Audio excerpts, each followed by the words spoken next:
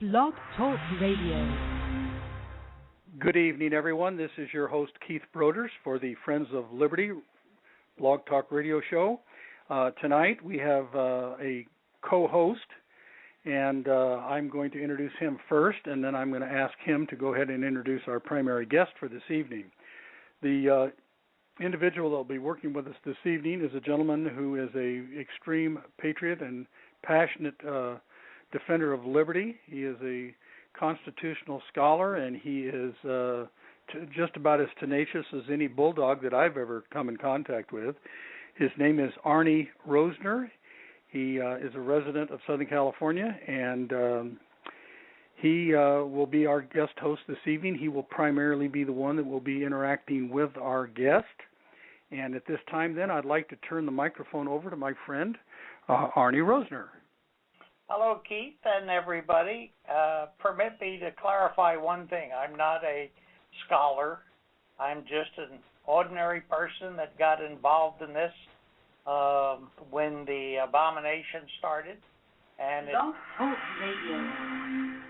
it got me curious that there was something going on when the rights of Rush Limbaugh were attacked, his free speech rights. So that's how I got involved, and that's when it all began for me. Prior to that, I was just a person who thought my civic obligation was to vote, and that's what I did religiously. But it's been a long journey, been at it for 4 years now, and have come to understand a great deal. Part of the journey has brought me to meet a dynamic individual who has more than aptly demonstrated his patriotism, and that's Mr. Hartford Van Dyke. And I'd like to introduce Mr. Van Dyke. Hello. How are you doing tonight? Well, we're doing fine. We should say a little something about one of Hartford's accomplishments. He's written several books, and one of them right now you can go to read a good part of it on the scanretina.com, and it has to do with the New World Order and the designs behind it. And evidently it was such a threat to the system that it cost Hartford 7 years and 4 months of his life, because they put him in federal prison to attempt to restrict him from publishing his book. So with that, may I ask Hartford to tell us a little something about it? What happened in that particular case, over the years I developed a method of criminal process for taking public officials to task for violating their oaths, violating their job description. It's possible with, there's 10 statutes that govern it, and I don't use any case law in my work. It's all done by principles. It's commercial primarily. And what it does is it takes the acts of the public official, compares them with Title 18 and Title 42 of the United States Code, brings a dollar value to the matter. If the process is treated with contempt, it goes into default and becomes an accounts receivable. And that's the basic process. And I have filed criminal charges against a public official by the name of John Kugenauer, federal judge. And I'm hearing some other talk in the background. Yeah, Keith, do you have something going on in the background there? No.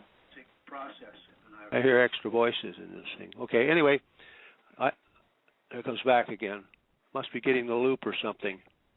Anyway, I filed in criminal charges against a judge in Seattle, Washington by the name of John C. Kugenauer and 5 U.S. attorneys.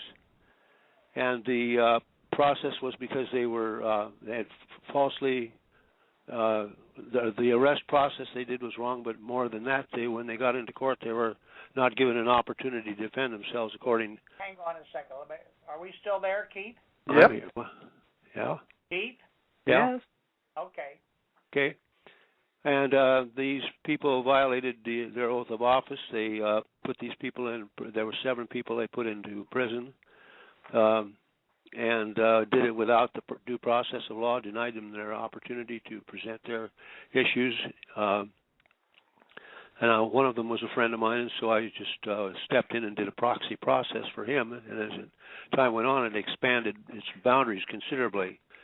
And they denied them, put in the proper paperwork that they needed, held them, and every 3 days when they do that, it's an improper and unlawful incarceration, and every 3 days the charges repeat. And it was running at something like $3.27 million every 3 days. And the way that's the values are put in there is through the United States Code. They had agreed to do the job, and then, for example, the judge had agreed to do a job of a judge. If he's not doing the job the way it's supposed to be, following the Code of Judicial Conduct and other such things in the Constitution, he violates the law. It is possible under the commercial system to charge the judge with a crime. The criminal process in the United States system is actually the commercial process of the United States government, and it's subject to all the laws of commerce internationally. And when these people don't comply, then the tax money that's been spent to hire them in as judges or whatever is being misplaced. These people are not doing the job they're supposed to, so they shouldn't be absorbing tax money. So anyway, I developed a method of charging them. It's a very simple form, actually, and it's available if people want to get a copy of it. It's a box form, and it's like a traffic citation. And, the cop will mark the boxes with the conditions of the weather and all the various things that happen in the site and hand you the traffic citation. Well, in this particular case, the citation is several pages long. It's got a lot of choices to make. You can read the form, and it's kind of do-it-yourself check form. It doesn't require a great deal of initial skill to do it. It's all referred back to the Constitution at $10,000 a box under Title 18, Section 241. And this sets up a dollar value, and if the judge or the attorneys or whoever treat it with contempt and don't answer it, it's an affidavit process, and if they fail to answer it or refuse to answer it, it goes into default, which means it's an automatic win. And it creates an accounts receivable, which that can then be brokered. And if they can't pay the bill, then it comes out of the government's coffers and acts as a tax rebate to the public.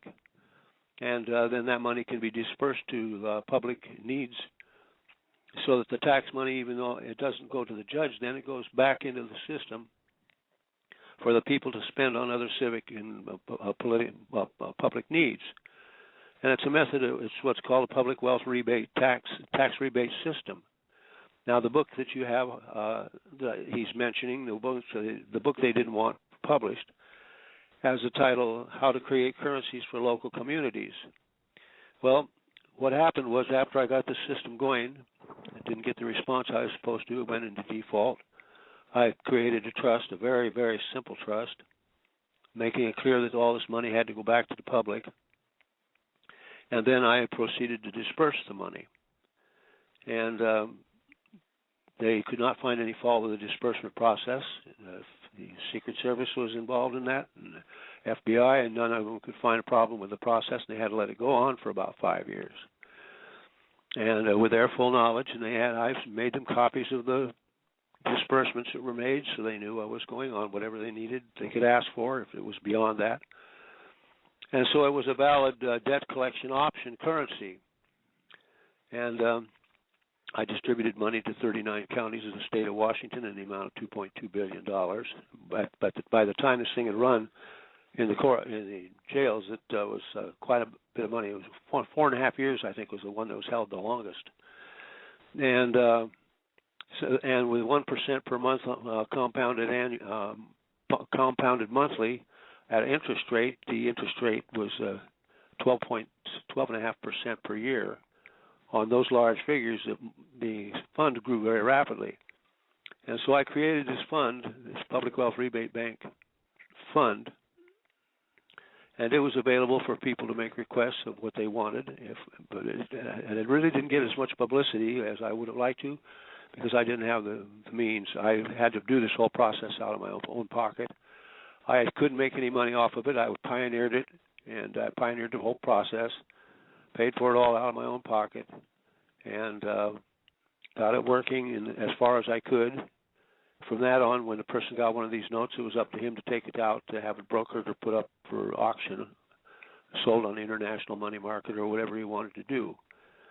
And so it was a method of bringing the governments around to the realization that if the officers of the government didn't do their jobs right, then some of that tax money was going to come right back and go to the public, and it would be not money available to the government anymore. And it created a currency that was very usable, and but people were not ready to deal with that currency because they didn't understand the fine points of commerce, and getting a note brokered for $60 million is not a common thing. But I put 5 of those out to hospitals. And so anyway, there's a lot of it put out. But the bottom line was that if people don't, you can offer these things to them, but if they don't know what to do with them or how to broker them or go looking for them, if they're not persistent, in other words, they don't get results. And so I laid the foundation down for being able to do this. And that book, when I created the trust, I had to describe this banking process. So I created a bank manual. So when I would give out one of these notes, say for $60 million to Dornbecker's Children's Hospital or Emmanuel Legacy Hospital or Seattle Children's Hospital, Seattle Burn Center, Seattle General Hospital, all 5 of those, each time I would put out one of these disbursement notes to them, I would also provide them with about a 200-page book that told them how to use it. Because, the note is it tells you what the documentation is, where they can look for it and all that, but then if they have to go chase all that down, it takes time. So what you do is you produce a manual that gives them all the basic documentary information they need to be able to approach a broker. And so that's what I applied at that point. And I created a bank manual, and that bank manual eventually evolved into this book, How to Create Currencies for Local Communities. And the basic concept is the same as a traffic cop. Let's say a legislature passes a law that it's against the law to go through a red light and sets a fine of $100 on it. That is passed down to the counties. They adopt it, incorporate it into their legal system. They hire a cop to go out on the street, stop the traffic, stop people that are running red lights, give them a ticket. If the person doesn't show up for court, it's an automatic win for the county. The person is supposed to be able to show, but if he doesn't, then they have an option there, because he didn't show, to put a lien on his house until he pays that amount of money. If the house is sold, the first people to get the money from it is going to be the county to cover that traffic ticket. Well, you do the very same thing with regard to public officials. You file criminal charges against them if they deserve them, and you don't charge anybody that doesn't deserve it. You have to be real fine and real strict about this. The law is a stick that beats from both ends, and you got to have a good hold on your end of the stick. So in this situation, if you get it to the point where you have these charges filed and they're treated with contempt, it becomes an accounts receivable. Well, what you're doing is you're running a banking system with debt collection options. There's no cash flow in the trust, but the item that's put out to the beneficiary, whoever it is, has the option to go and broker this note. And because they can broker this note either locally by collecting it from the U.S. Treasury, actually from the Federal Reserve Bank, because that's all the banking goes through the Federal Reserve Bank. If you can't collect it from them, then you can put it on auction to like eBay or something that has an international connection, and put a note up for Dutch auction. And a Dutch auction is a type of auction where it starts at the top and moves downward. It's not like a regular auction where you have something to sell like an automobile. You auction it uphill. The one that bids the highest gets the automobile. Well, when it's on the other side, which is a debt collection instrument, you put out an offer to bid on this note. Let's say it's $1 million note. And you put out the option to bid on it. You wait about 30 days, whatever the time period is they allot for closed bids. And the person that thinks, well, maybe one person thinks he can collect that note for it's going to cost him $5 million to collect that $1 million note. and another one finds he thinks he can do it for $4 million, and another for $3 million. Well, the one that comes up with the lowest bid is the one that gets the note. That's the way it works. It's a downward bid. It's the same bidding system. The Dutch auction is the same bidding system used to buy United States bonds off the market. So anyway, let's say they bid down to $3 million, and that's the lowest bid. Then a commercial notary public changes the face value of that note from $1 million to $3 million if it bid at $3 million.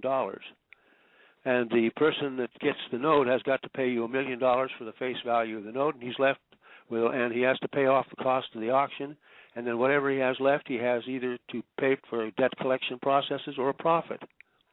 So if some little country picks up this note at $3 million, they can take that note and use it in the international money market to pay off a trade deficit owed to the United States government.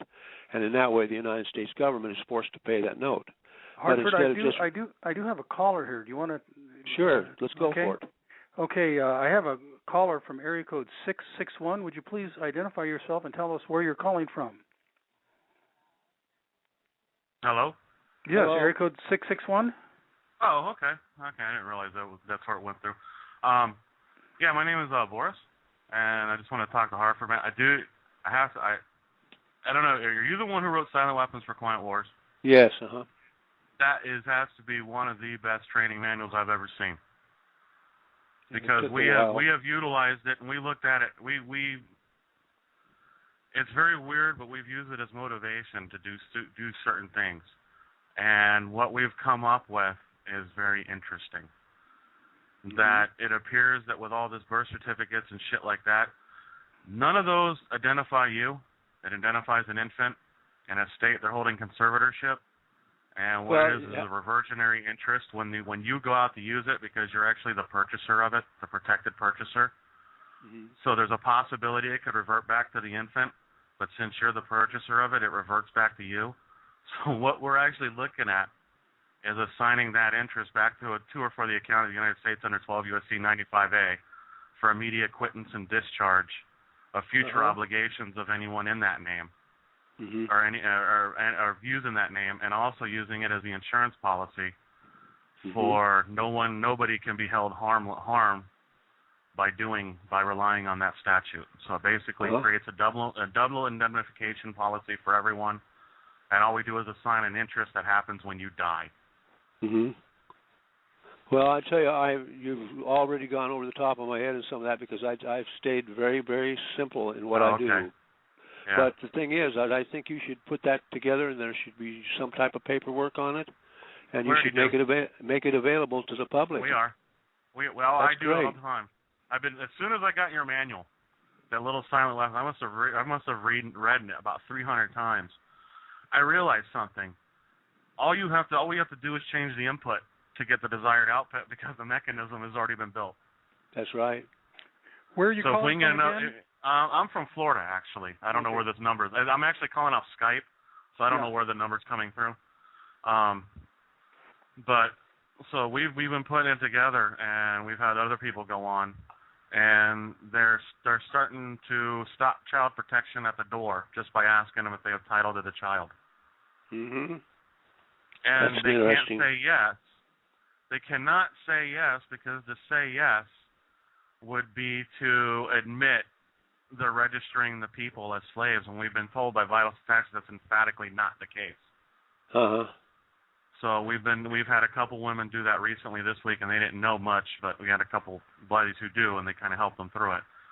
But evidently they were butting them right at the door, and they all had to turn away, and we even called the sheriff up, or they had one of them call the sheriff and ask for his peace bond, and the sheriff said, yeah, he's a registered officer, and he asked the other people, and they didn't produce it, so he called the sheriff and said, hey, man, you're a registered peace officer. He goes, yeah. He goes, all right, if these guys don't produce it, I want you to come out here and arrest them. And that's basically everybody's left. Because they're only corporate officials. They don't have a peace bond. They're not registered peace agents, so therefore they can't have authority from the Treasury, who makes all the determinations on who is or is not liable to pay, because it's all held under their little War Power Act, and they're going to control those estates and trusts. Well, there's another factor you want to consider there.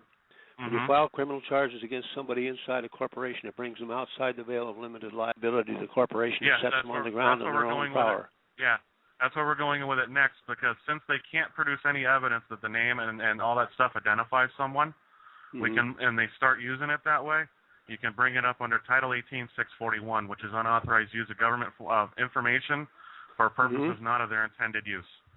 Yeah, well, I'm going to make a suggestion to you, and that is this. If you're interested in seeing how these criminal processes are being done and how to do them, why don't you contact Arnie here? He's on the show, and he'll have the material that you need to look at.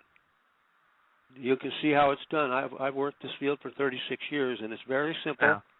And Arnie and lots of other people have copies of this stuff. Now, if you go to the Internet, look up Hartford Van Dyke, put it in quotes, quote Hartford Van Dyke on Yahoo or Google, and you'll bring up a whole bunch of stuff about me. Some of it's people that like me, some of it's people that don't like me. Well, you know a tree by the fruit which it bears, so don't worry about that. So just study it. You can find a lot of good information there. I'm surprised when I do get a chance to look at it. I'm not on Internet or email, so I don't have those connections, but there is a lot of stuff on the Internet. And if you look up paranoia.com, that's another website, paranoia.com. It was a magazine. It is a magazine. And I was in that magazine several times. Hartford, I think they pulled that now because that link's no longer active. Paranoia.com? Yeah, at least I tried it last night or yesterday, and there was no way to link to the website. Well, I can find out about that for you. Okay. Because I have another. But Hartford, I have another caller here. Area code 435. Could you tell us who you are and where you're calling from? Sure, Keith. This is Wayne again, and I just have a comment and then a question. The comment is, when two people talk at once, I can't get in. I can't understand anything. All it is noise. So, yeah, I'll watch that. I'll be careful about that. Oh, you weren't. You were the one that was talking, but I don't want to dwell on that. I just want to get the message out that when two people talk at once, all we get is noise. And the question I have is, your information is very relevant to what I'm in the middle of trying to do, and I would like a way of being able to get a hold of you so I don't tie up the line for forever. Well, just contact Mr. Rosner here, Arnie Rosner. I'm providing people with, and he'll line you up with all the information you need, contact information.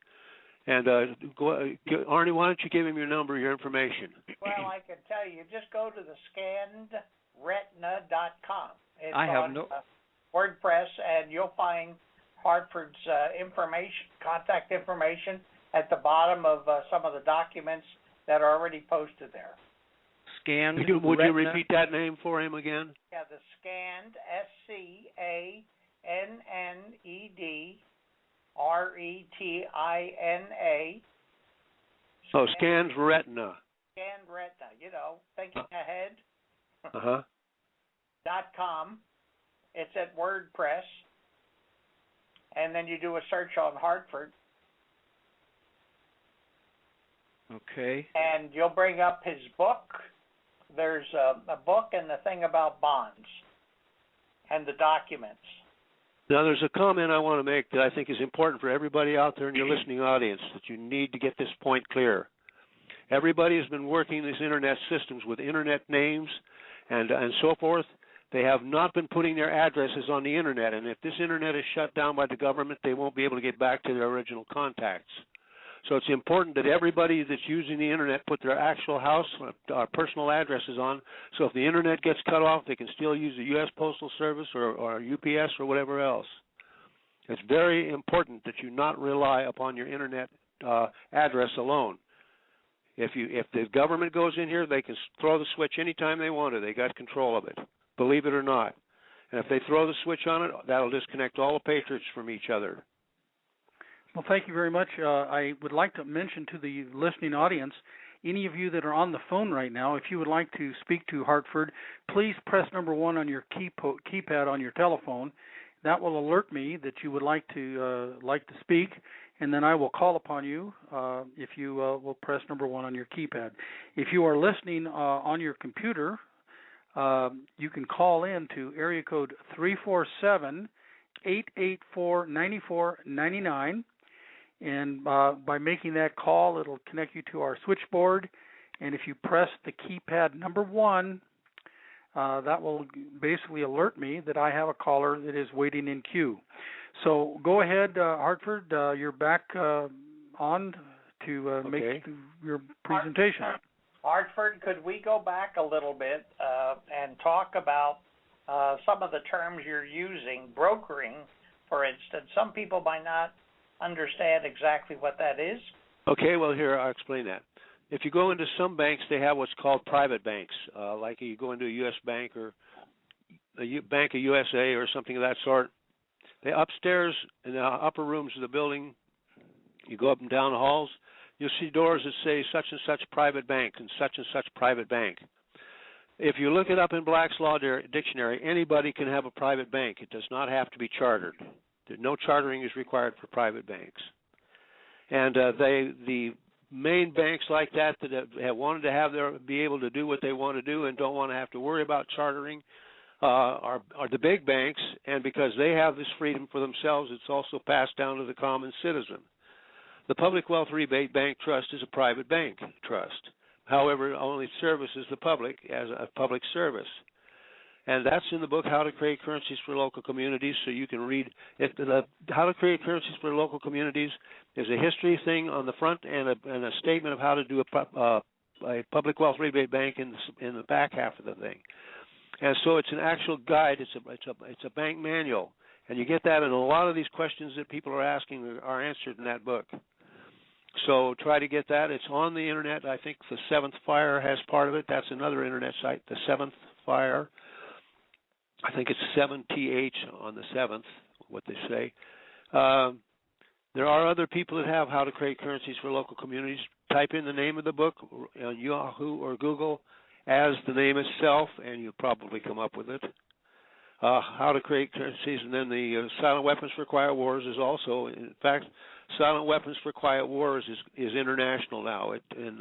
Since about 2007, it started moving, and it's gone completely around the world. It's being translated into foreign languages. It's become recognized as some people should take a look at. So those are two of the texts. The other one of the others is The Skeleton in Uncle Sam's Closet, which is the first book I wrote, which is about the Pearl Harbor attack, because my father's uncle was the one that sent the warning message to the mainland, warning about the Japanese attack on Pearl Harbor 66 hours before the attack happened. And so that's the story of how Roosevelt betrayed the American people at Hawaii. So that book, and then the criminal complaint form, and then How to Create, Silent Weapons for Quiet Wars, and then How to Create Currencies for Local Communities. That collection of books gives you a pretty good overview of how the system works. And so it's not a matter of just taking up.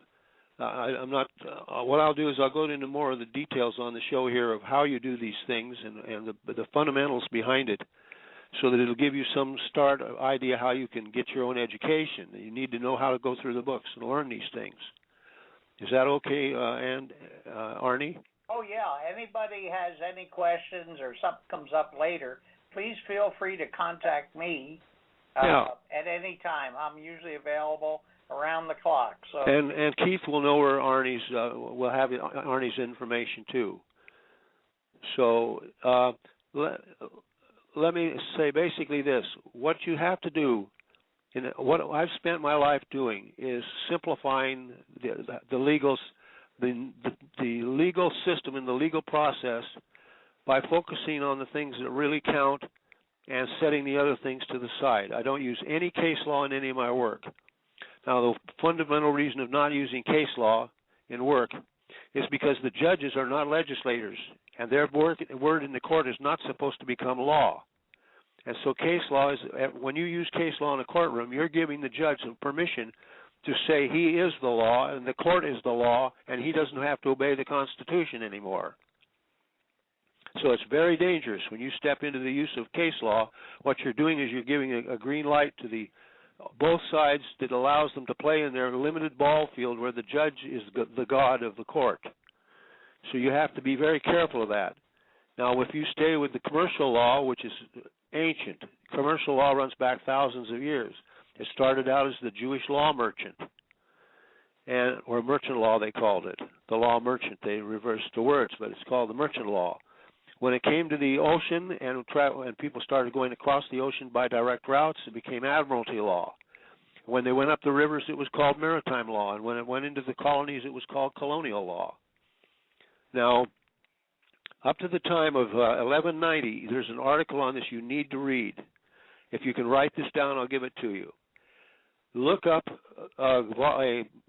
Georgetown University is a Jewish university, as I understand it, but Georgetown Law Journal is what I'm sending you to. Georgetown Law Journal, Volume 71. Volume 71, pages 1179 to 2000. 1179 to 2000.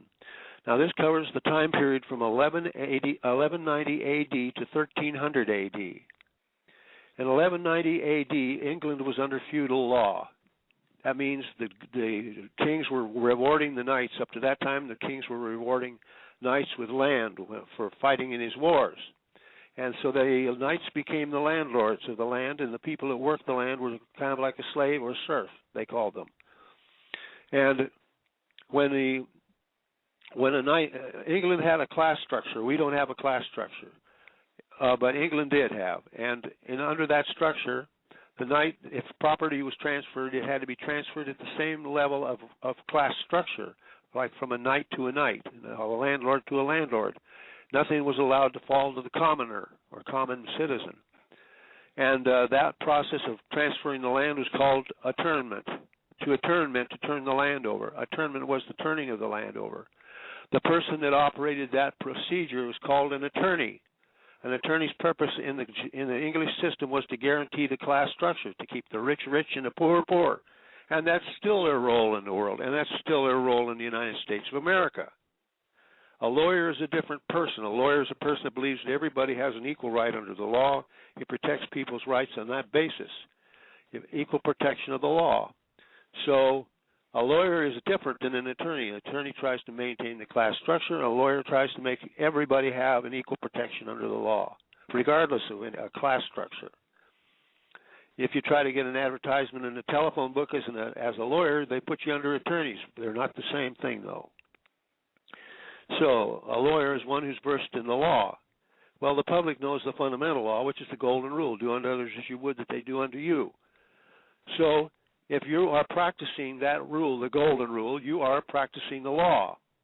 Well, they say you have to have a license to practice law. So they're saying you have to have a license to love your neighbor as yourself, you see.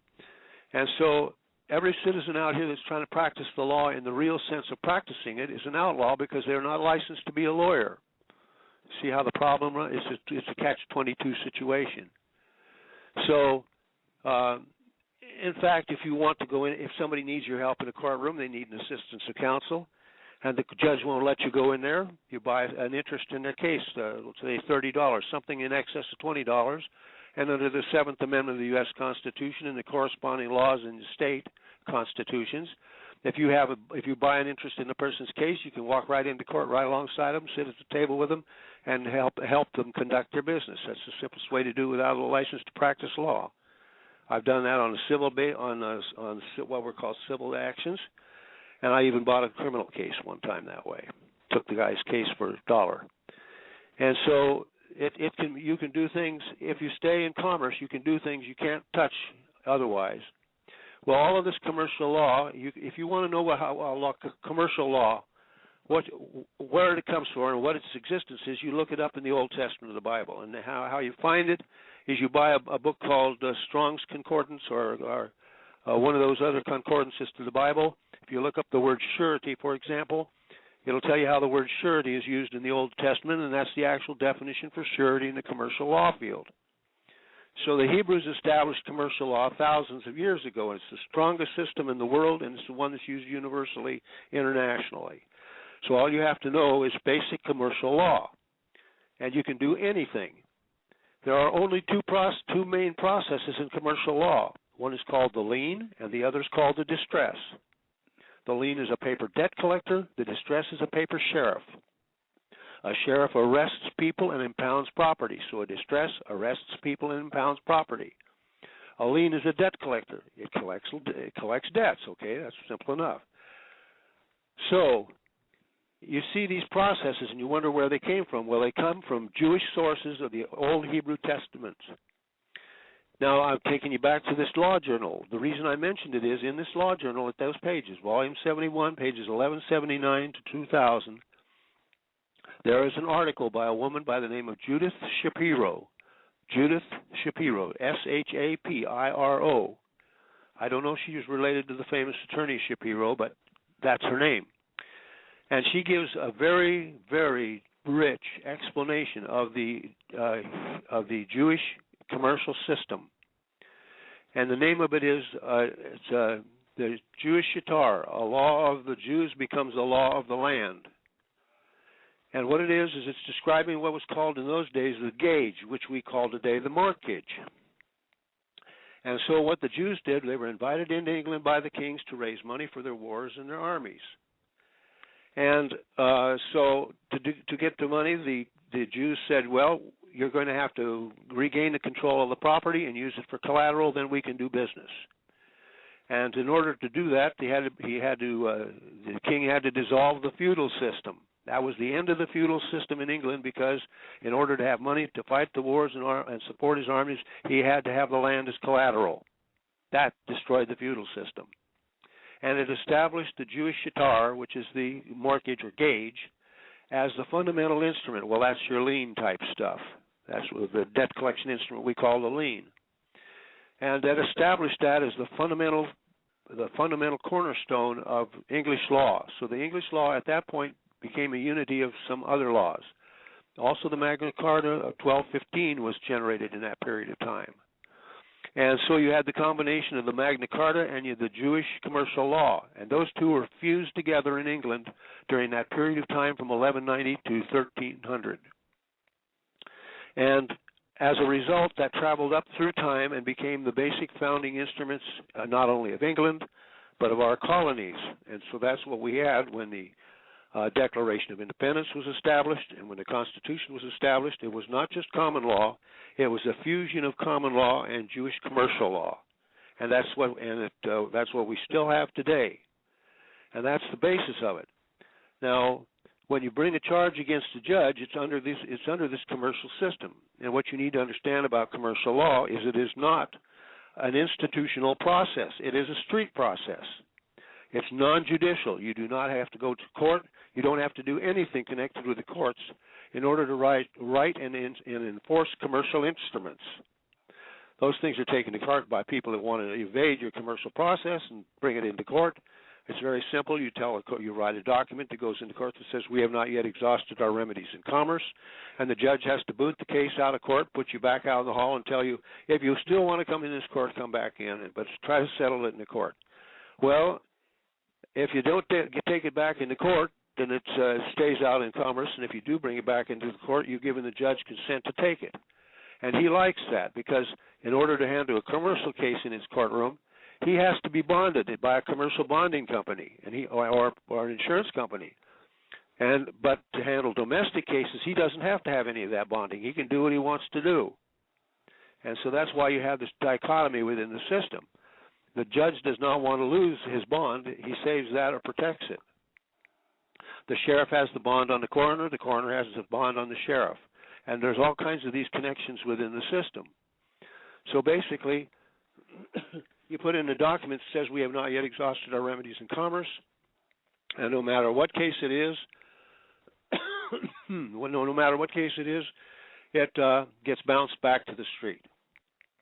I do have another caller, Hartford, here in the. Okay, let's go for it. This area code is one that I'm aware of. This is 408, which is somewhere in the neighborhood of San Jose, California, I'll bet. Yeah, Grass Valley. Grass Valley is 408? Well, I lived in San Jose for a lot of years and worked, and I kept the number when I moved. Oh, okay. Well, that explains it. I'm a general contractor. Would you tell us who you are, and then make your comments or questions? My name's Mike School. And I had a question about the judges. Are all judges bonded like that? Any judge that has to deal in commercial law has to be bonded. Either bonded or they have public insurance policies. Public what do you call it? They have a public service insurance policy, and they have to have that to do commercial. Otherwise, they're personally liable for any mistakes they make under commercial law. And from my experiences, they're not particularly bright about commercial law. But they prefer to what? Would it make a difference in the court system? Do those judges have to be bonded? Oh yeah. Do you remember the Billings Montana Freeman case? No. Huh? No, I don't. I don't really have a background in politics. Well, there was 10 charges brought against Montana Freeman, and each one had to be bonded for $4 million. And the United States government had to go outside the territorial boundaries of the United States to obtain bonding by foreign countries at $40 million to handle that criminal case in the courts. That's how important bonding is. The United States government had to have a $40 million bond to handle that case. You see, an indictment. There's. Oh, well, this gets into another subject. What other questions do you have? I was just kind of curious about commercial law. Commercial law. I wrote down what you were talking about, so I was going to look stuff up online after I got off the radio. Yeah. Well, commercial law, as I told you, that one article you can go to, you can find a lot of references in the Concordance of the Bible to commercial terms. And and it's not. I'm not approaching this from a standpoint of religion. I'm approaching it from the secular standpoint of doing trade. You understand that? And there are 10 statutes you need to understand out of the United States Code. If you want to write these down very quickly, they're very simple. Okay. Title 18. You use Title 18 to value your processes. That's the way you have what's called fair market value. If you don't put the prices on the processes by fair market value, it's considered to be nebulous, and they try to steamroll it. But if you use the statutes to establish the prices of what you're doing, that at least you can use the statutes for. But you don't even need the statute laws to handle commerce. The United States Code is really only convenient as a method of setting prices on things. Okay, like if you smash a car, you get the 3 estimates for the insurance company, right? Yeah. Well, you have the same thing with regard to this. These judges break the law. Well, you get your estimates out of the United States Code what those things are worth. Now, they've tried to lump all this together under Title 18, Section 3571, but if you go back to the books of 1975, they actually break it down for each type of criminal offense, what that offense was valued at. And if you use those values, they're very conservative now. And if you use those values, they can't argue with them because any other values would be bigger. You see? So that's the way you set your prices from the commercial side. But you need to know where those statutes are to be found. And here's where they are. There's a few in Title 18. So Title 18, Section 3, Section 4, Section 7, Section 13, Section 241, 242, 1581, 1001, 1581. Okay. 1581 says that if you perform a public service for the government, they have to pay you for it because it's mandated. Title 18, Section 4 mandates that you do public service, that you report a crime. If you report the crime, if you do that task, then you have the right to bill the government because it was a mandatory statute. You had to do it. So the government has to pay you for the service of doing it under Title 1581, Title 18, Section 1581. Now, under Title 42, you have similar things. Under Title 42, you have Title 42, Section 1983, 1985, 1986. You have Title 42, Section 1994, which says there's no peonage or involuntary servitude, and if that's violated, then you get punished under Title 18, Section 1581 that I just mentioned. So the government has to pay for the service they mandate, and they have to allow you to file criminal complaints because you're mandated under Title 18, Section 4 to file them. They can't ignore it. And Title 18, Section 4 says you must report the crime to a judge or someone in civil or military authority, which means if the judge doesn't want to listen to it, you can take it to a civil authority. And if the civil authority doesn't want to deal with it, you can take it to the military. And so you have options. And but those are the best statutes right there. I've used them for 36 years. They're my favorite statutes. The 7 and 13 I've added here recently. Oh, yes, in Title 18, 1622, 1621 and 1622 are on perjury and the subordination, or what you call subordination of perjury. Suborn means to invite it toward you, to compel somebody to suborn them means to activate them to work with you. Okay. To draw them to you. What's that? To draw them to you. Yeah. Procure. The word procure is the word used in criminal law. Hartford? Yes. Does that help you? Yeah. And one other thing I missed was I was listening to you about how to create currencies for local communities. I didn't hear any of the books or resources. Well, the book itself contains that information. Is that the name of the book? What? How to Is that the create name of the currencies book? for local communities. Yes, Mr. Rosner there knows about it. The book, and it's you can be found on the internet if you type in quotes how to create currency for local communities. It's mentioned under the internet site called the Seventh Fire, and there are several others. I don't know the list. I picked up one time about 6 pages of listings, about 60 listings on it. So you'll be able to find it. It's not that. I don't know if they have the complete publication. Rosner has. I think you, Arnie, you have the full thing on, don't you now? Yeah, I have it in a PDF format. So you can get it from him that way. Okay. And if you have any other questions, ask him, and he'll relay them to me. How do I reach you guys after the radio show? I'm Arnie, ARNIE, at Arnie Rosner, ROSNER.com. And I'm also, the website is a scanned retina. Okay. And you can, or just Google me, you'll find me. I'm available around the clock. I wanted to ask Hartford while you're asking, how does one go about contacting the military if all other efforts have been exhausted? There are several branches, of course: the Army, Navy, and the Air Force. Air Force seems to be the most, actually, it seems to be the most up to date in their thinking.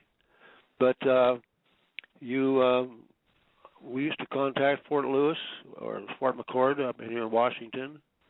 One man was filed criminal charges against a judge and lien against a judge and an attorney in Kitsap County. And they put him in jail and told him that until he released the liens, they wouldn't release him from jail. And he had somebody outside contact the military, put the criminal complaint in the military. The military passed it to the president and got a return back to act on it.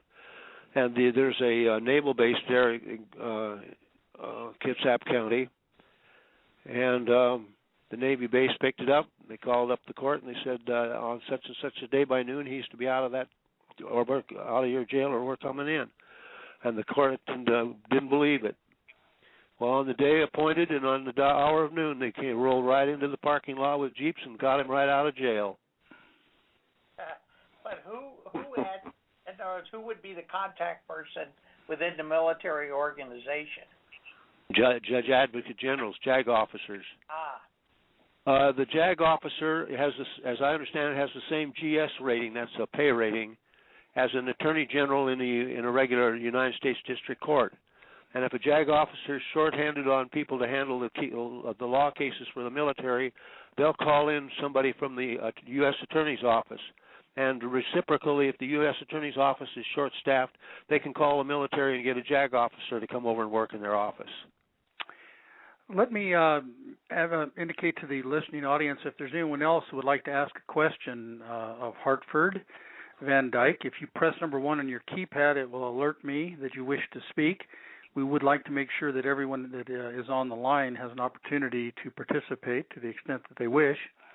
And anyone that is listening to this broadcast on their home computers, if you dial 347-884-9499, that will connect you to our switchboard, and it will enable you to be able to also ask a question of our guest. Okay? Thank you very much. What's next? How about Randy Dew? Randy Dew. I met him about a year ago. He's a civil rights activist, and he's got a website of his own that you need to look at.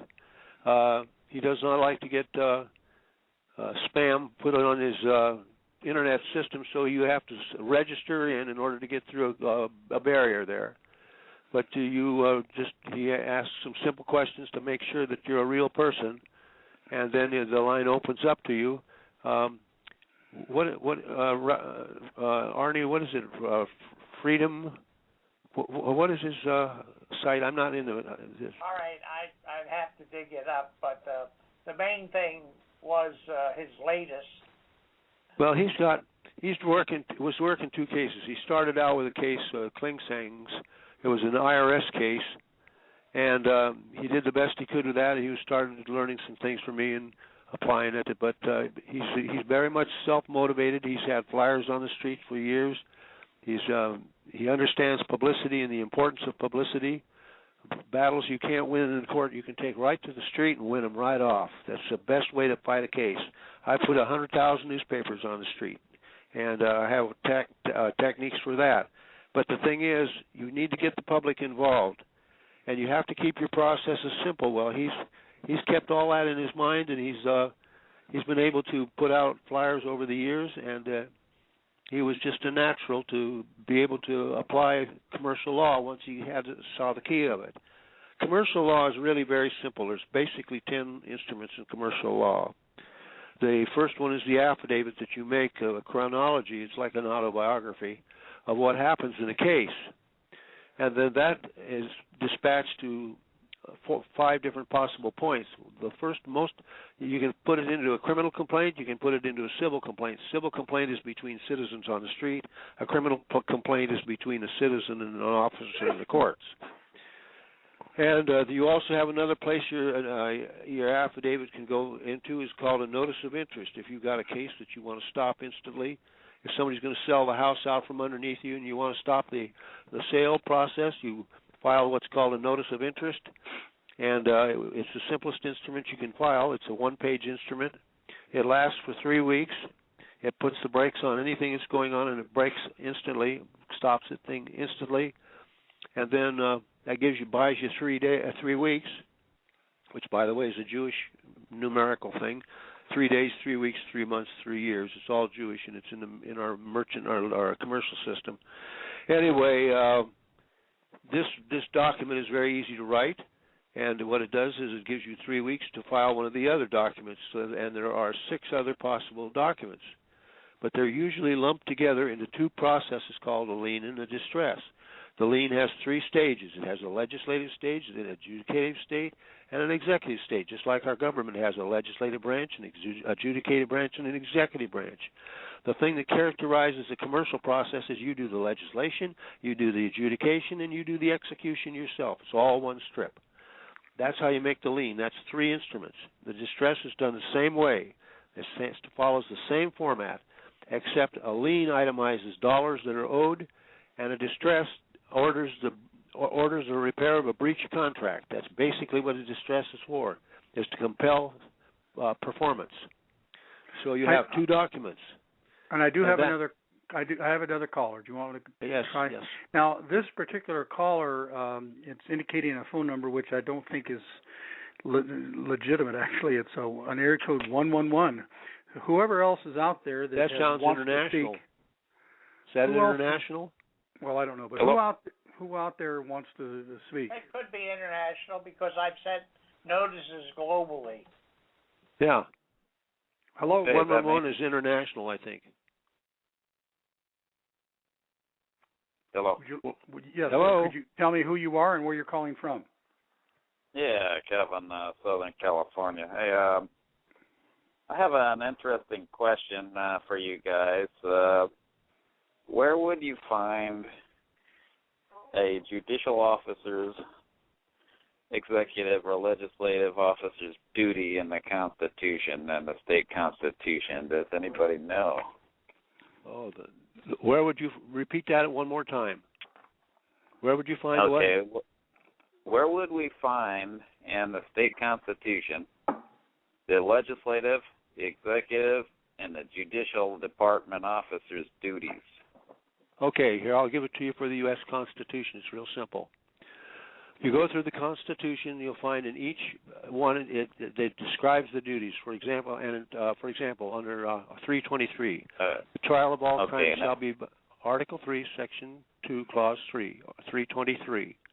Article 3, Section 2, Clause 3 says the trial of all crimes shall be by jury. No, it says that the right of to be processed by a jury is right to guarantee a jury trial is under 323.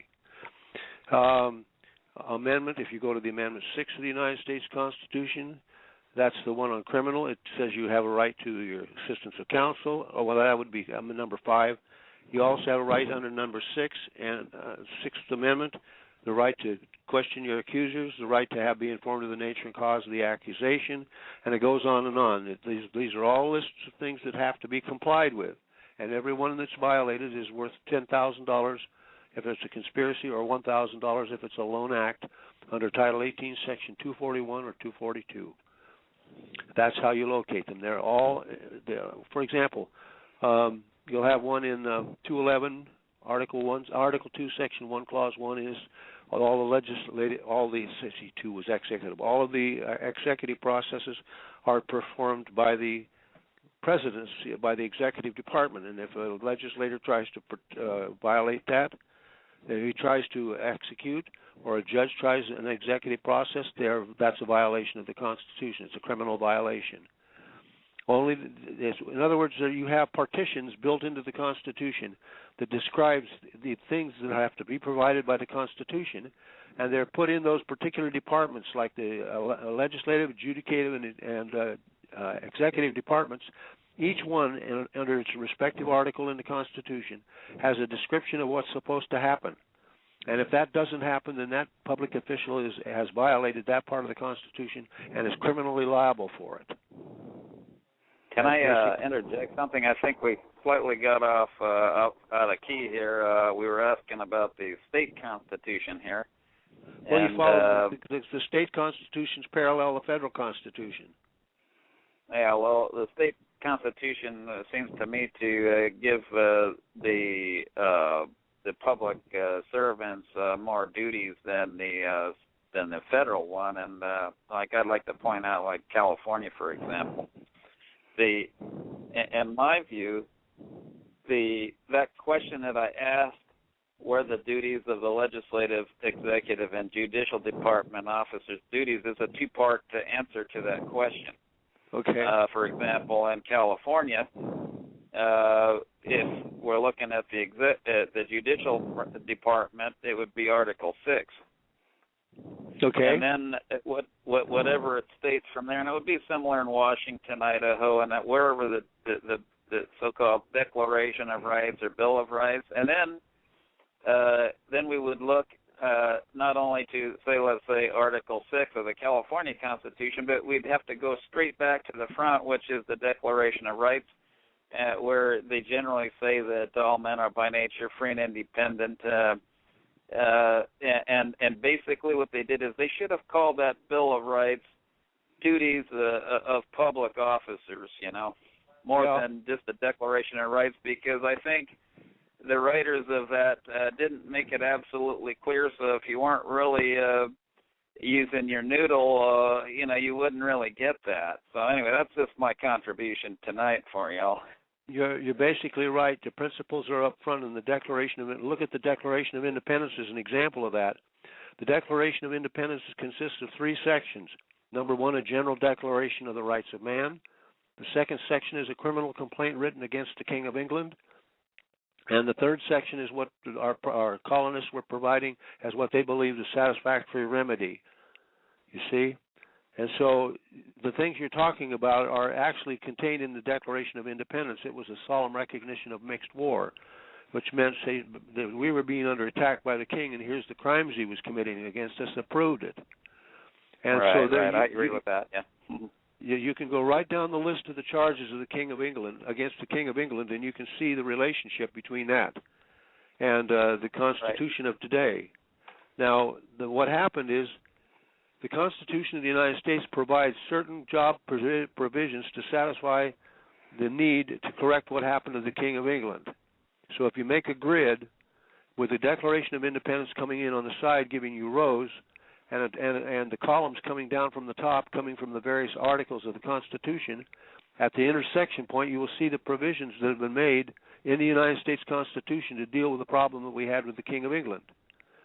And I can exactly. That's why they separated the powers. Yeah, exactly.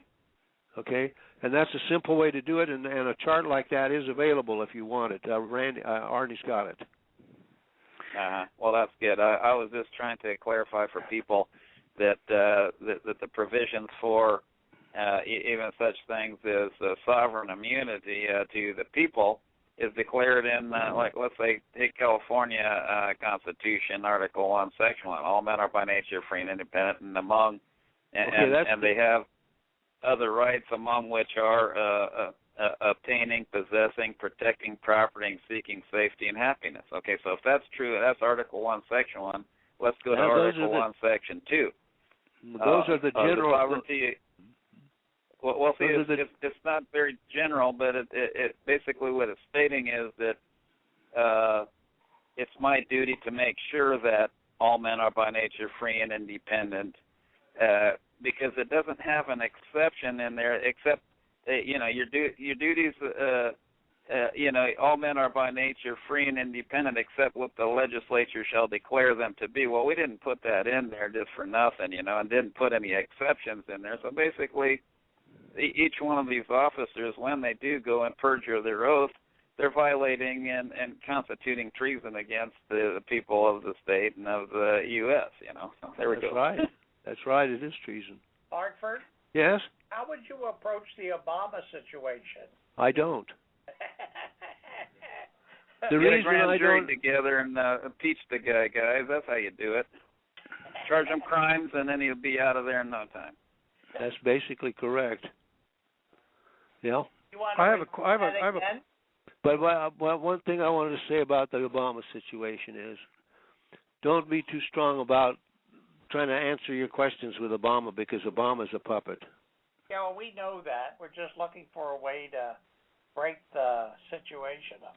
You have to start at home. You have to learn commercial law for yourself. You have to learn how to apply it, and you have to learn, in other words, how to use it. And then you deal with the problems that are near to you in your own backyard, and let everybody do it on that basis as they can. Okay. You can only reach... I have a question, Hartford, and that is this. Under the Sixth Amendment, it says that the people have a right to confront or cross-examine the accuser, or I assume that also means essentially the person who has had their life, liberty, or property violated, the person that is the victim of the alleged crime. You're supposed to have the ability to be able to cross-examine that individual. But there are so many victimless crimes that people are being prosecuted for, where it's impossible for a person to be able to cross-examine the injured party when there is no injured party. No, wait a minute. You got a problem there. You're going to have to understand. There are the victimless crime concept. You have to convert everything. You have to look. There's two sides: domestic and commercial. If you got a problem, that is being thrown at you from a domestic side, and you try to go into court on a civil case, the judge will say, well, I think this and I think that, and throw in the wastebasket as frivolous or whatever they want to do, because they're operating under parliamentary procedure. You see? So you have the domestic and the domestic and the commercial to consider. You have to learn to define the type of problem you have as to whether it is domestic or commercial. And in many cases, you'll find it turns out to be commercial, not domestic. So one of the key processes in handling legal things is to recognize as soon as possible the commercial elements. A man came to me with a problem. He'd married. His wife and him weren't getting along. They divorced. He allowed it, or she demanded it, whatever the case. As soon as the divorce was completed, she wanted more than half of his property, and she hired an attorney. He was being taken to the cleaners. He didn't have an attorney of his own. And he said to me, yeah, that was the problem he brought to me. He says, what am I going to do about it? This woman's just cleaning me out of everything I got. And he says, I can't seem to take a gain position over this judge and this attorney on the other side, her attorney. I says, well, you married her for better or for worse? Yes. Well, in better in health and in sickness? Yes. And in good times and bad? Yes. I said, well, that was the contract, and that was a covenant contract. That's not a regular contract. That's a covenant contract, which is a blood contract, basically, okay? So I said, you had a nice system going there up theoretically in the beginning? Yes. I said, well, then you came along to this point in your marriage where things aren't working, and so you got a divorce, right? Yes. So she comes along and she wants everything, right? Yes. I said, well, she broke the commercial contract that exists. It's called a conjugal relationship or consortium. And when she violates the contract of consortium or conjugal relationship, it's a crime, basically. She made an oath under a marital oath that was binding. That's what's called a covenant contract. And I says, well, it's very simple. She wanted a divorce. You were generous enough to let her have a divorce. But then her agreed wanted all of your property. I said, it was a very simple way to deal with that. She violated the covenant contract. All you have to do is declare that the divorce is nullified and you're back married. He did it. He went into court with that. He says, I'm hereby declaring that I'm reversing the divorce and I'm married to her again. And the attorney had to fold up his deck of cards, and the judge too, and then walk off from the thing because he couldn't go any further with it, because then they would be engaged in alienation of consortium and violation of a conjugal relationship, and he could turn around commercially and sue them for it. Well, what would have happened if the woman had gotten married previously to someone else? It doesn't matter. Then she didn't have the right to do it. She violated it. So his marriage would be restored, and the new marriage would be nullified. Is that right? That's right. Holy moly. There's other things that are like that. Let's say a man is not able to keep up with his child support, and so they throw him into jail, okay? So there he is sitting in jail, and he can't make the money and all the rest of that. All he's got to do is file one paper that goes out to the door that says there are no such thing as debtors' prisons in the United States. A man cannot rectify the situation unless he has the freedom to do so. Your jailing me is in violation of the concept that there shall be no debtors' prisons in this country. They have to put him right back out on the street. The whole thing's over with. He's out. It's a commercial thing because he has got to pay child support. It's commercial. Once it's commercial, it's child support, it's commercial. Look at your Internal Revenue Service forms. You have a Schedule C. Are you aware what Schedule C says? Schedule C is an Internal Revenue Service form for small businesses. Okay? Basically, the idea is this. When you make money, you have to cover your overhead, don't you? I mean, you got a building, you got things that you have to pay money to keep them going, right? So you make a certain amount of money comes in, there's expenses, they're deductible, right? Okay. So there you are with an ordinary Schedule C situation. Now you apply it to a family. A family is one of the most important industries there is. And people never think of their family as an industry, and because of that, they pay and pay and pay and pay. You see, you're bringing children into the world. You're training them. You're taking 20 years to bring them from the cradle up to their adulthood. That's expensive. Did you know that? It's really expensive. Okay, well, in the process, you've had to cart them back and forth to school. You've used your car and so forth. You have the right, if you're running a family situation, to file Schedule C as having a service industry because you're creating laborers. And because of that, everything you have, every expense you have, running the kids around, the gasoline, the food, buying them videos, whatever that is necessary to educate them, to bring them up, it's all deductible under Schedule C. And the Internal Revenue Service is not going to tell you that. They just want to take some kind of a blanket deduction. No.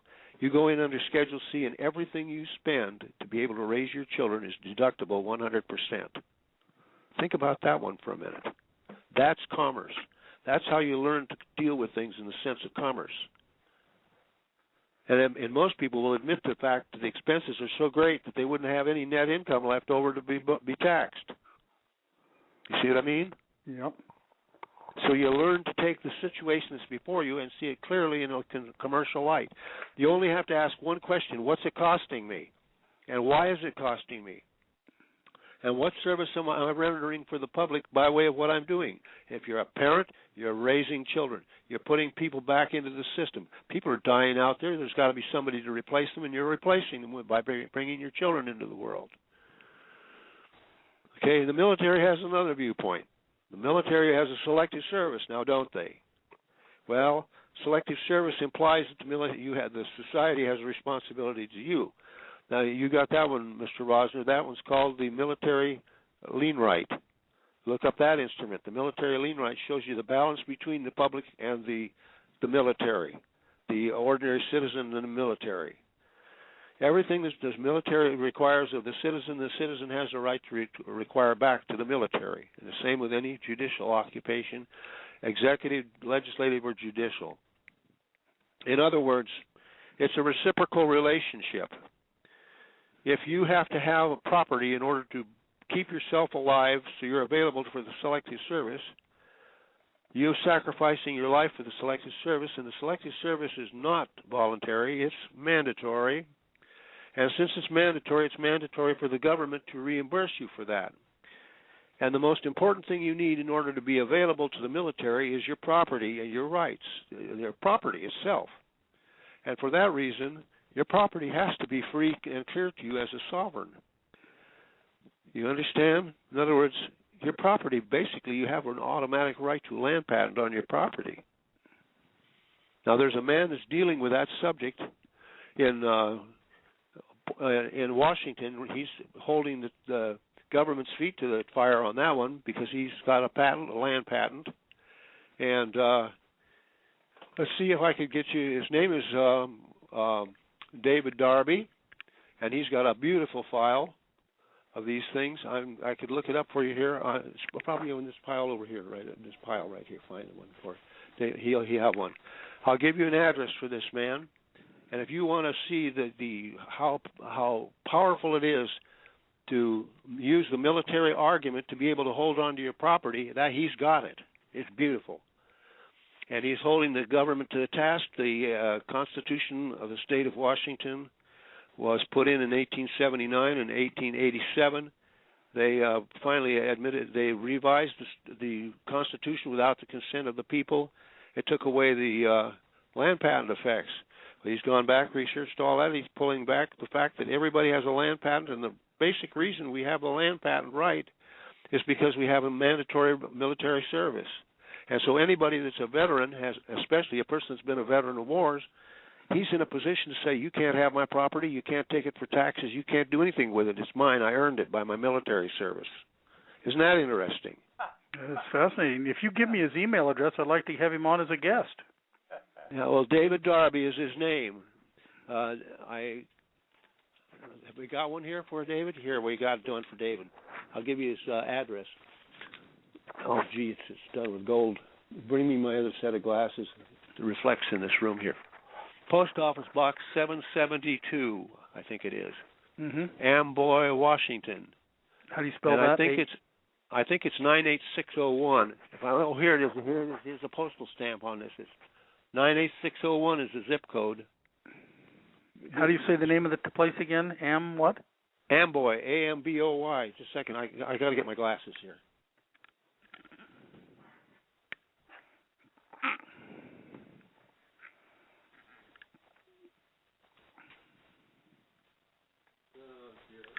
Can you read that label? Is that 772? P.O. Box 772, Amboy, Washington. A-M-B-O-Y. That is he's got one of the most amazing filings. 98601 is the zip code. Yeah. David A. Darby. D-A-R-B-Y. And it's a tremendous package. You need to get it. And he shows how you can use the military argument to hold on to your personal property. If you've been a veteran, they can't take your property away from you. You have a land patent on it, and you become a sovereign by serving in the United States military. Wow. I can't believe that this is so unknown. Well, he's put 10 years of research into it. It is the most thorough thing you've ever read. He's forcing the state of Washington to go from their 1889 Constitution back to the 1879 Constitution or whatever, 1878 Constitution. He's charged them with criminal charges for trying to cheat people out of their property. He's got an ongoing case. It's very deep, and it's very, very well documented, and all the legal work is just neat as a pin. And that's available from him on disc, I think, if you want it. It's quite a packet. It's his brief alone before the courts, and he's got a man by the name of, an attorney by the name of, what is his name? Anyway, he's got a very sharp attorney. I can give you his telephone number.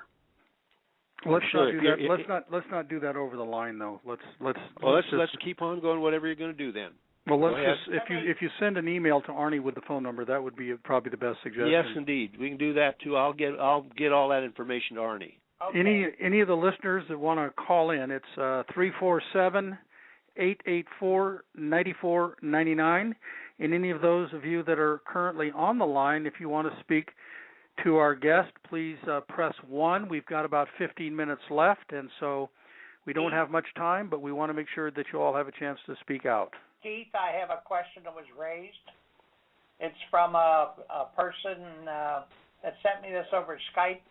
Statutes, codes, are for statutory persons, which are elected, appointed, commissioned, federal and state employees.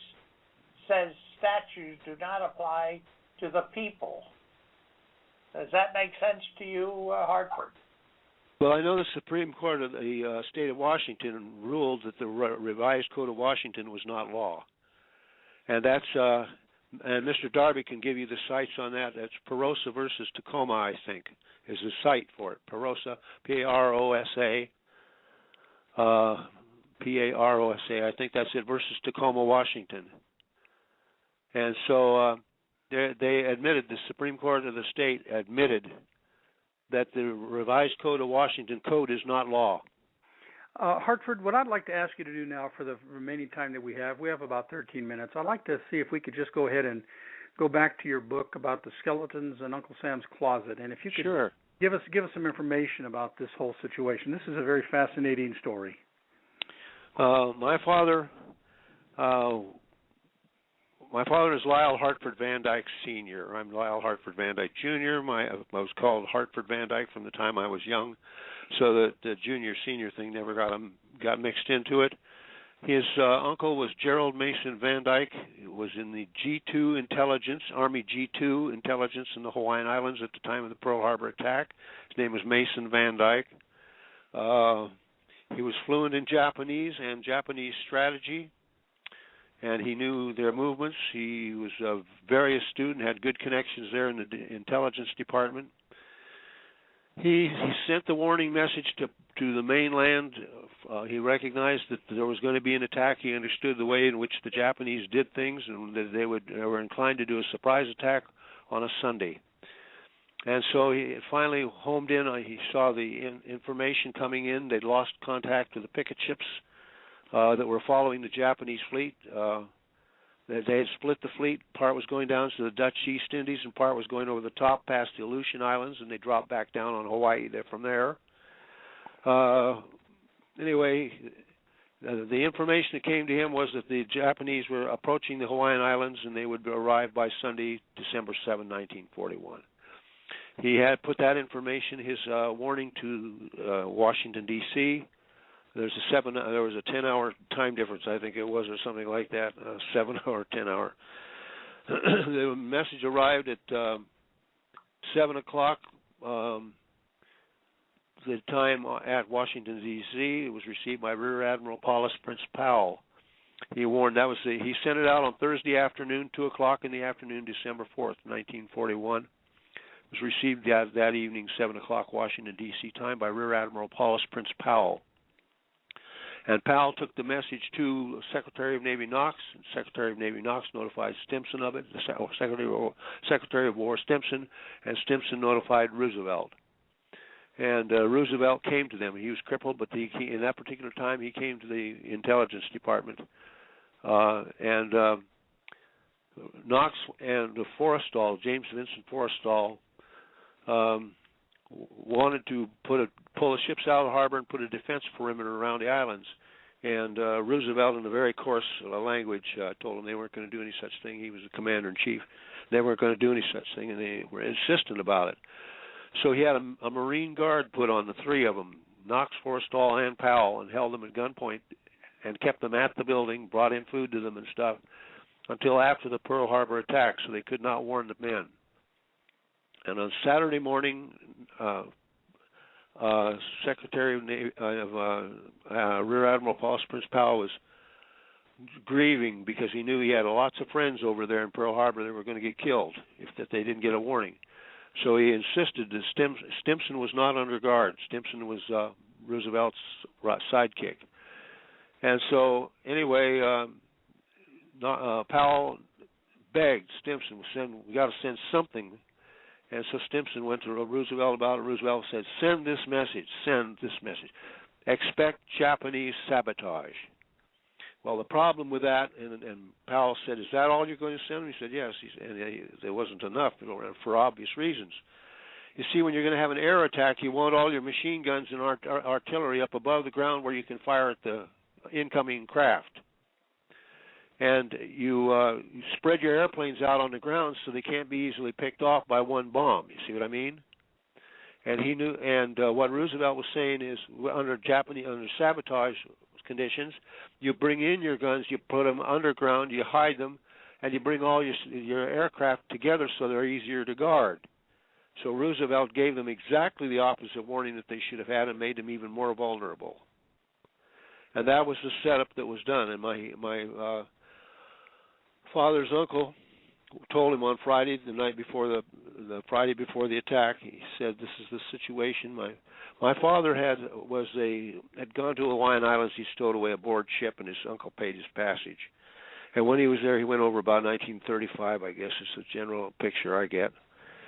And he became a wherever salesman for the Wherever Aluminum Company, kitchenware salesman. And they gave him access to the houses of the people in Hawaii and even the Japanese homes. And my father was the one that discovered, because of his going inside the houses and taking notice of what he saw, he was the one that discovered the radio transmitting and receiving networking systems of the Japanese, found out where their basic communication terminal was, told his uncle, and they went in and raided the place. And when they raided the place, they found a man in the bathroom tearing up stacks of rice papers with the names of all the operators on the island. And they grabbed him just before he flushed him down the toilet. And they took him back to their station. Well, they didn't get it all translated before the attack, but at least that's the way I understand. But what they did, they finally put it all together. They had a room that had all these pieces that they put together. Wore surgeon's masks, double doors, and everything, so the chips wouldn't blow off the tables. Put them all together and found out who all the operators on the island were, and went out and arrested them. But in the meantime, the Pearl Harbor attack happened. But he warned my father. He says, buy food. So the next day, Saturday, my dad went in and bought food from the Honolulu Drayage Company and brought it home. And he was told to drain the water tank, prepare clean water in the tank, hot water heater, and if when they start shooting, to get the kids under the mother and me and underneath the bed. And so anyway, in come the planes Saturday morning, and they're going right over the rooftops. He was in plain view of. He went up, climbed up on the hill, climbed up on top of the house. He was on a hill. He climbed up on top of the house, Waimea Heights or something like that. He could overlook the Pearl Harbor area and saw the planes diving down and putting the ships in the water. So he was really close to it. And they strafed a water tower in the neighborhood, and he was involved. He had worked as an embalmer and mortician for his uncle in Oklahoma. And when he came over, he brought that knowledge in his head. And when they attacked Pearl Harbor, he volunteered to the Williams Mortuary to handle the dead. Lost some of his best friends in that. So it was right in the family. And my father had sworn to his uncle he wouldn't divulge on anything about it until the uncle died. Well, in 1967, I talked with my father, and it was the evening after the people had gone home from his office, and he opened up on this. I was 27 years old, and he opened up with this information, unburdened himself on me, and told me the whole story of what happened. I wish I had that recorded. That lasted about an hour. And my father just went into total grief over it because he relived the whole thing very vividly, as if it was just happening the day before. I never seen my father cry before, let alone go into total grief over it. And so, anyway, I wrote a book on it, and I published it. What happened was that my father told me about this, and I said, "Oh, you got to get this off your heart. I mean, this is going to be hard on your system to keep this type of story." He says, "Well, I gave promises to my uncle I wouldn't reveal it until he died." And I said, "Well, okay." So I let my father control me on that one. I waited, and about 2 years later, the My Lai massacre happened. Remember the Lieutenant Calley incident? Mm-hmm. Well, our government was lying so much it just made me sick. So I thought, well, it's time to get this thing out on the surface. And so I sent copies of the Pearl Harbor. I wrote up a thing about Pearl Harbor and sent copies to all 535 Congress people, senators and representatives. And then I called my father. I sent one copy to my father, and I called him on the phone. And I said, "What did you think of that?" He says, "Well, son, you didn't have it quite right." Well, it was 2 years since he told me, so some of it wasn't quite right. Well, I had a tape recorder on the line at that time, and I recorded his whole conversation. And he told the story. Once he got started, he retold the story on the telephone. It wasn't as long as it was in the original version, but he told it. And then later I printed it. I wrote the book about it. Do you still have that recording? Oh, yeah, and there's also a copy of it in the Naval Archives. Is there a way that I can access it on the internet? No. I would absolutely love to be able to hear that. Have you ever thought about possibly preparing a DVD? Well, I don't have the equipment for that. I just plain don't have the equipment for it. But that tape recording exists. I gave copies out. I wrapped them in magnetic metal, what they call mu metal copies. They were 3-inch. They were 3-inch across. I had conversations with Admiral Kimmel, with Kimmel's son, Admiral Powell's wife, and my conversation with my father. Got a few things on tape, and I made copies of them and provided them to several Congress people. Wrapped mu metal tape. That's the days when you had 3-inch reel to reel. You know what I mean? 1/4-inch wide tape. That was 1967 period. 1967 period. And anyway, I put mu metal around them so they couldn't be demagnetized from outside, and shipped them off to these people. And so the tape exists, but I have no means of reproducing it. Yeah.